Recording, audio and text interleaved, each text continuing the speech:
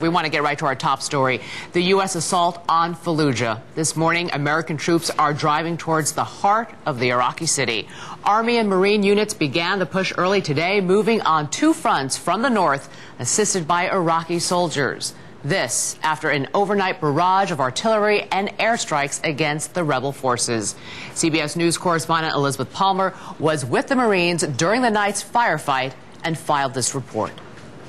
The Marines couldn't see who was firing mortars at them from the edge of Fallujah, but they knew exactly where they were and were determined to destroy the position, a house and courtyard complex, first with their own mortars, then a barrage of heavy artillery backed up by fire from U.S. Army tanks hammered the target. Phosphorus shells lit up the sky. Their deadly fallout will burn through anything it touches. The city of Fallujah has been under heavy bombardment all night from the ground and the air, and this morning a heavy cloud of smoke is hanging over the city. So far, the Marines say they are pleased with the progress. He's a smart enemy. He's shown some discipline, and he's fighting, and he's committed, and that's honorable because he's got a cause that he believes in, and that's why he's so determined. But he won't win. That notion of a tough fight ahead was echoed in Washington by the Secretary of Defense, Donald Rumsfeld. Listen, these folks are determined.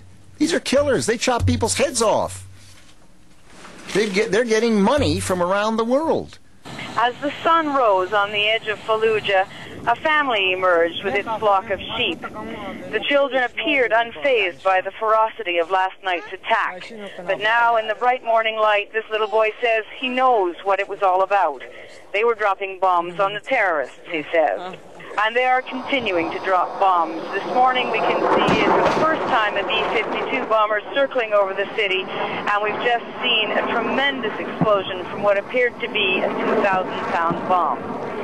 Elizabeth Palmer, CBS News with the Marines near Fallujah.